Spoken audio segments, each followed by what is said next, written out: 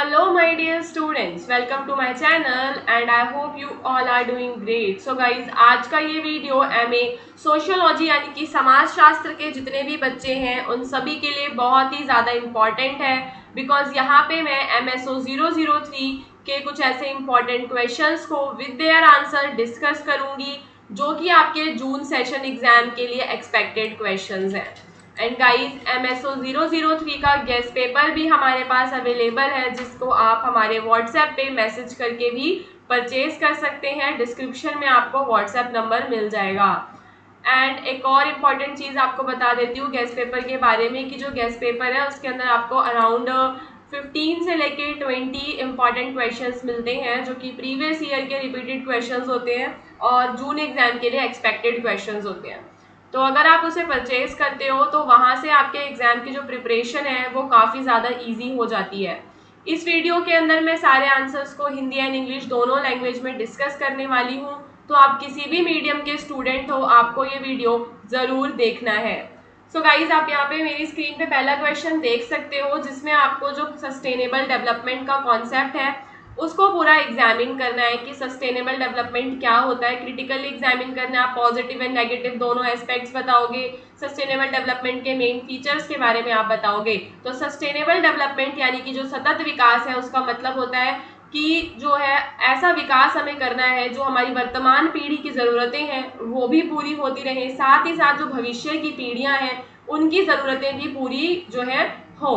तो sustainable development means fulfilling the needs of the present generation without compromising the ability of future generations to meet their own needs। तो basically यहाँ पे मेरे को क्या करना है कि जो भी हमारे संसाधन है, जो भी हमारे रिसोर्सेज हैं, उन्हें हमें एफिशिएंटली यूज़ करना है और साथ ही साथ हमें उन्हें वाइजली यूज़ करना है ताकि वो फ्यूचर जनरेशन के लिए भी बचे रहें। सस्टेनेबल डेवलपमेंट के टोटल हमें 17 गोल्स देखने के लिए मिलते हैं जो कि 2030 तक हमें पूरे करने हैं। वो केवल भारत के लिए ही नहीं बल्कि पूरे विश्व जो है सस्टेनेबल डेवलपमेंट की तरफ आगे बढ़ रहा है। अब हम यहाँ पे सस्टेनेबल डेवलपमेंट के कुछ मेन फीचर्स के बारे में बात करेंगे। जैसे कि सस्टेनेबल डेवलपमेंट के अंदर बात की जाती है पर्यावरण की रक्षा की, यानी कि हमें ऐसा विकास करना है जिससे कि हमारी प्रकृति जो है वो नष्ट ना हो, हमारा जो नेचर है वो प्रोटेक्टेड रहे और हमें जो है इकोनॉमिक ग्रोथ भी करनी है, हमें जॉब्स क्रिएट करनी है, लोगों को इनकम भी प्रोवाइड करनी है ताकि समाज में जो इनइक्वालिटी है, जो पॉवर्टी है उसे हम कम कर सकें और जो हंगर है उसे कम कर सकें। साथ ही साथ जो है लोगों को इक्वल अपॉर्चुनिटीज मिले। सस्टेनेबल डेवलपमेंट के 17 गोल्स में आपको मिलेगा। पहला गोल है नो पॉवर्टी यानी कि गरीबी को कम करना। दूसरा है जीरो हंगर यानी कि जो भी समाज में जो भूख की जो फूड की कमी है उसको ख़त्म करना।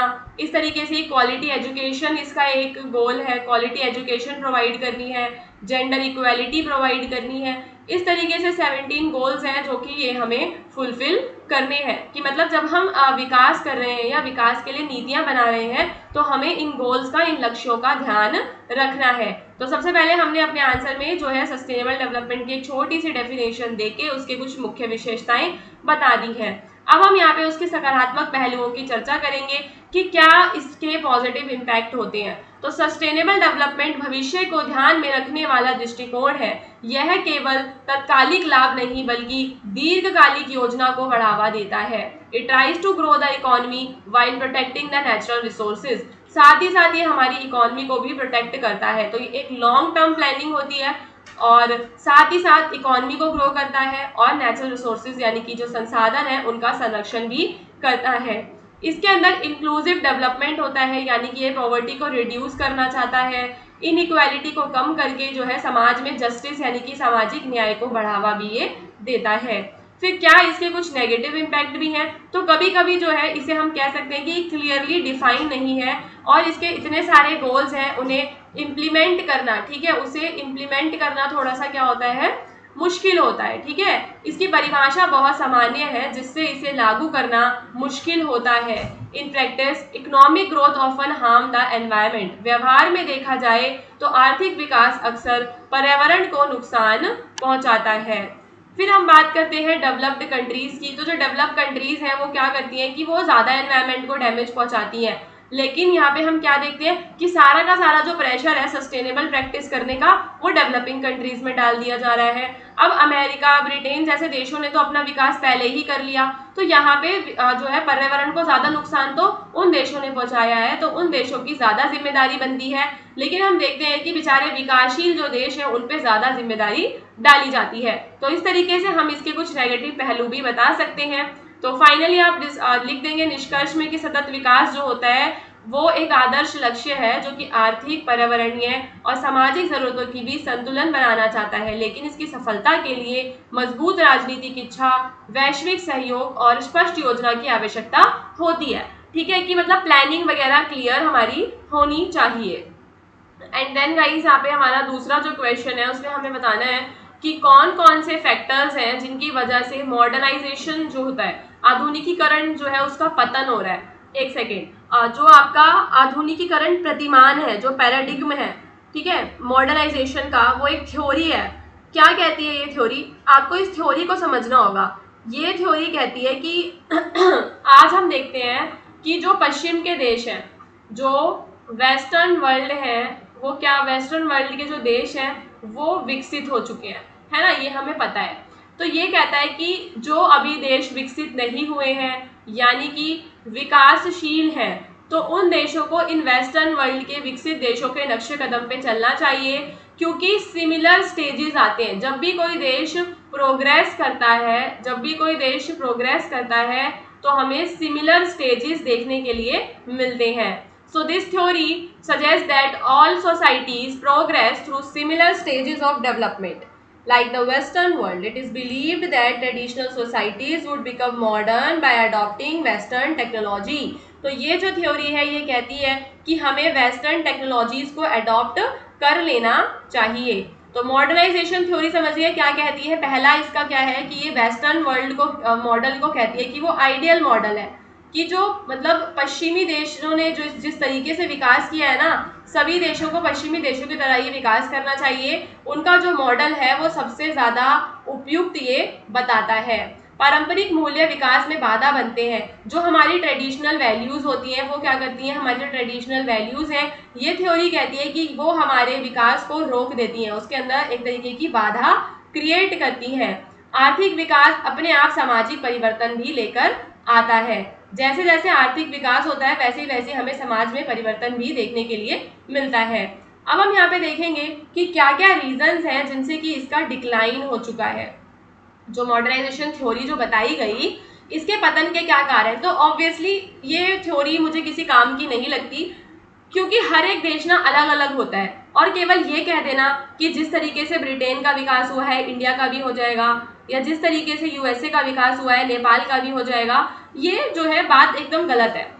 ठीक है, तो हम इसको समझेंगे कि क्यों इस थ्योरी का डिक्लाइन हो गया, क्यों ये थ्योरी का पतन हो जाता है। तो सबसे पहली चीज, इसने इग्नोर कर दिया जो भी कल्चरल डाइवर्सिटी होती है। यह सिद्धांत मानता है कि सभी देश एक जैसे हैं, जबकि वास्तव में हर देश की संस्कृति और ऐतिहासिक पृष्ठभूमि अलग अलग होती है।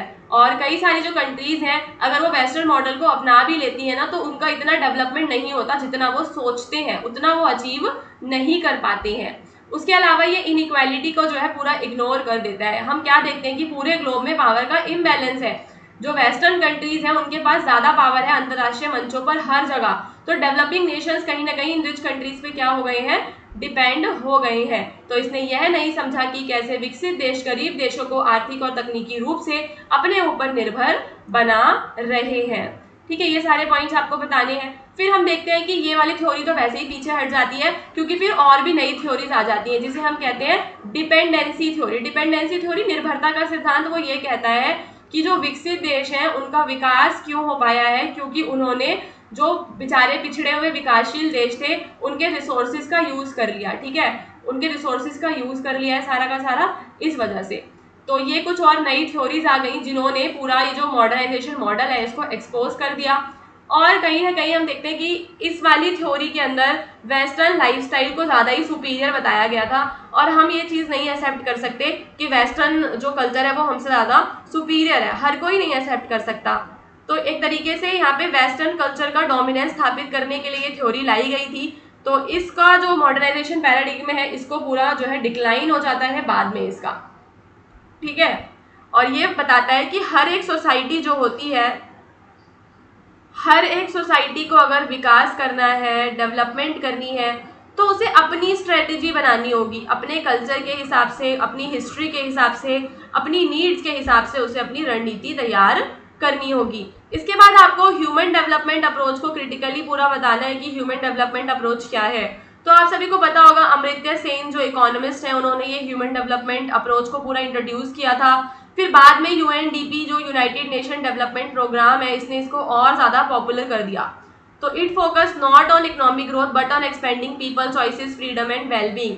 तो पहले डेवलपमेंट जो होता था वो एक नैरो कॉन्सेप्ट था। नैरो कॉन्सेप्ट यानी कि डेवलपमेंट पहले केवल इकोनॉमिक डेवलपमेंट से जोड़ा जाता था, लेकिन आज हम देखते हैं कि जो डेवलपमेंट है वो एक ब्रॉडर कॉन्सेप्ट बन चुका है। उसमें ह्यूमन डेवलपमेंट, मानव का जो विकास है, मानव का वेलबींग, उनकी हेल्थ, उनकी एजुकेशन, ये सारी चीजें भी आने लगी हैं। तो मानव विकास दृष्टिकोण की शुरुआत अर्थशास्त्री अमर्त्य सेन ने की और इसे 1990 के दशक में संयुक्त राष्ट्र विकास कार्यक्रम ने लोकप्रिय बनाया। यह केवल आर्थिक वृद्धि पर नहीं बल्कि लोगों की स्वतंत्रता, विकल्पों और भलाई के विस्तार पर जोर देता है। ह्यूमन डेवलपमेंट में क्या क्या चीज़ें आती हैं, जैसा मैंने आपको बताया, ह्यूमन डेवलपमेंट स्वास्थ्य पर यानी हेल्थ पर, शिक्षा पर जोर देता है। उसके अलावा मानव विकास सूचकांक जो HDI यूज़ किया जाता है ये मेजर करने के लिए कि कौन से देश में कितना, उसमें ना हैप्पीनेस वगैरह जो होती है, लोगों की एजुकेशन, लिटरेसी रेट, ठीक है, लोगों का लाइफ एक्सपेक्टेंसी, ये सारी चीज़ें जो है कैलकुलेट की जाती है HDI में। यहाँ पे व्यक्ति की क्षमताओं और विकल्प की स्वतंत्रता भी होती है, यानी कि लोगों को काफ़ी ज़्यादा स्वतंत्रता मिले, फ्रीडम मिले।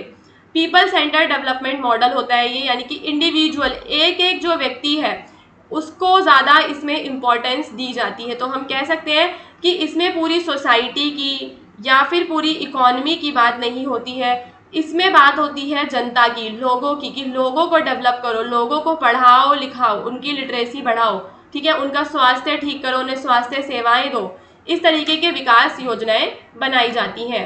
अब इसके सकारात्मक पहलुओं की बात करें तो ये जीडीपी से ऊपर जाता है। केवल ये कह देना कि हमारे देश का जीडीपी बहुत ज़्यादा है तो इसका मतलब ये नहीं होता कि हम जो है विकसित हो चुके हैं। जीडीपी ज़्यादा होने के अलावा भी रियल लाइफ कंडीशंस भी होती हैं, जैसे कि हेल्थ एंड एजुकेशन को भी इंक्लूड किया जाना चाहिए और ह्यूमन डेवलपमेंट इसको इंक्लूड करता है। ठीक है, ह्यूमन डेवलपमेंट इंडेक्स ये इंडिविजुअल के वेलबींग पर जोर देता है, यानी कि ये मानता है कि विकास का मकसद केवल आय बढ़ाना नहीं बल्कि जीवन की गुणवत्ता को सुधारना होना चाहिए, यानी कि जो लोगों की क्वालिटी ऑफ लाइफ है उसे क्या करना है, इम्प्रूव करना है। यह लोगों को सशक्त बनाने और उन्हें अपनी ज़िंदगी पर नियंत्रण देने की वकालत भी करता है। फिर क्या इसके कुछ नेगेटिव इम्पैक्ट हैं, तो जो ह्यूमन डेवलपमेंट इंडेक्स है वो इनइक्वालिटी, एनवायरनमेंट और जेंडर गैप्स को इन डिटेल नहीं ले पाता, ये है। दूसरा, हमें इसमें वेस्टर्नाइजेशन का बायस देखने के लिए मिलता है। इसके अंदर केवल ऐसी वैल्यूज़ को प्रमोट किया जाता है जो कि western liberal ideal, western world से अलाइन करती हैं, पश्चिमी विचारों और मूल्यों को बढ़ावा ये देता है। इस व्यापक दृष्टिकोण की नीति में बदलना अक्सर जटिल और कठिन होता है, यानी कि अब ये सरकार की पॉलिसीज़ के द्वारा इसको लागू करना थोड़ा सा मुश्किल होता है, क्योंकि ये काफ़ी ज़्यादा व्यापक कॉन्सेप्ट है, एक ब्रॉड कॉन्सेप्ट है और ये हमेशा लोकल वैल्यूज़ और कल्चर जो लोगों की होती है ना उसको प्राथमिकता नहीं दे पाता। ठीक है, थोड़ा सा हम कह सकते हैं कि इसमें हमें रिजिडिटी भी देखने के लिए मिलती है। तो गाइज इसके बाद आप एक छोटा सा कंक्लूजन बता देंगे कि जो ह्यूमन डेवलपमेंट अप्रोच है वो एक पावरफुल ऑल्टरनेटिव है जब हमें economic only model of development चाहिए। ये फोकस करता है पीपल पे, उनकी क्षमताओं पे, उनकी आज़ादी पे और ये काफ़ी ज़्यादा इफ़ेक्टिव है और इसमें एनवायरनमेंट वगैरह को भी इंक्लूड किया जाता है। फिर आपको बताने हैं कि भारत के संविधान में महिलाओं के लिए जो प्रावधान दिए गए हैं उनकी आपको समीक्षा करनी है। जो इंडिया का कॉन्स्टिट्यूशन है वो कई सारे राइट्स प्रोवाइड करता है विमेन को, ताकि जो समाज के अंदर जेंडर बेस्ड भेदभाव है, डिस्क्रिमिनेशन है, उसे क्या करा जा सके, लिंग आधारित भेदभाव को खत्म किया जा सके और महिलाओं की सामाजिक, आर्थिक और राजनीतिक भागीदारी को सुनिश्चित किया जा सके। अब सबसे पहले हम फंडामेंटल राइट की बात करेंगे तो आर्टिकल 14 जो है सभी लोगों को इक्वालिटी प्रोवाइड करता है, कानून के समक्ष समानता प्रोवाइड करता है, वुमेन भी उसके अंदर आते हैं और जो है प्रोहिबिट करता है डिस्क्रिमिनेशन को on the ground of gender. ठीक है, तो लिंग के आधार पर ये भेदभाव को भी रोकता है। और हम देखते हैं कि जो महिलाएं हैं उन्हें भी जो है मेल्स के इक्वल अपॉर्चुनिटी मिलती है एम्प्लॉयमेंट की। उसके अलावा आर्टिकल 21 राइट टू लाइफ और पर्सनल लिबर्टी भी जो है वुमेन की सेफ्टी और उनकी पर्सनल फ्रीडम के बारे में बात करता है। ठीक है, उसके बाद जो हमारे डायरेक्टिव प्रिंसिपल्स होते हैं, स्टेट डीपीएसपीज जो होते हैं, वहाँ पे हम देखते हैं कि जो आर्टिकल 39A है वो कहता है इक्वल राइट टू लाइवलीहुड, यानी कि मैन एंड वुमेन दोनों को इक्वल राइट है एक एडिक्वेट मीन्स ऑफ लाइवलीहुड लेने का। 39D कहता है equal pay for equal work, यानी समान काम के लिए समान पैसा मिलेगा। आर्टिकल 42 कहता है कि जो विमेन्स हैं उन्हें मैटरनिटी बेनिफिट्स मिलने चाहिए और साथ ही साथ उन्हें सेफ वर्किंग कंडीशंस मिलनी चाहिए। ठीक है, मातृत्व लाभ और जो है कार्यस्थल पर सुरक्षा उन्हें मिलनी चाहिए। कुछ और भी प्रोविजंस हैं आर्टिकल 243D और 243T, जहाँ पे हम देखते हैं कि वुमेन्स को रिजर्वेशन दिया गया है पंचायती राज संस्थाओं में और म्यूनसिपैलिटीज में। एक फंडामेंटल ड्यूटी है जो कि आर्टिकल 51A वाली फंडामेंटल ड्यूटी है, वो कहती है कि जो वुमेन्स हैं हमें उनकी डिग्निटी का ध्यान रखना है। नागरिकों से अपेक्षा की जाती है कि वे महिलाओं के सम्मान को ठेस पहुंचाने वाली प्रथाओं का त्याग करें। ओवरऑल हम देखते हैं कि कॉन्स्टिट्यूशन में इतने सारे अधिकार दिए गए हैं पर उनको इम्प्लीमेंट अच्छे से नहीं किया जाता, सही ढंग से उनका पालन नहीं हो पाता है और आज भी महिलाएं हिंसा, वेतन में असमानता, राजनीतिक भागीदारी की कमी जैसी समस्याओं से वो जूझ रही होती हैं। कानूनी प्रावधानों के क्रियान्वयन और जागरूकता की कमी भी हमें देखने के लिए मिलती है। सो ओवरऑल जो इंडियन कॉन्स्टिट्यूशन है उसने स्ट्रॉन्ग फाउंडेशन रखा है वुमेन के डेवलपमेंट का और उनके एम्पावरमेंट का, लेकिन ट्रू इक्वालिटी कब आएगी? जब हम इन सारे के सारे कानूनों को इफेक्टिवली इम्प्लीमेंट करेंगे, सही से लागू करेंगे, जागरूकता फैलाएंगे और समाज में जो सोच है उसके अंदर बदलाव करेंगे। अगर व्यक्तियों की सोच में ही बदलाव आ जाएगा तो फिर तो बहुत ही अच्छी बात है। सो गाइज, जो MSO आपका 03 है इसके ये पार्ट 1 वीडियो था, इसके बाद मैं पार्ट 2 वीडियो भी लाऊंगी, तो आपको हमारे चैनल को ज़रूर सब्सक्राइब करना है if you are a MA sociology student. ठीक है।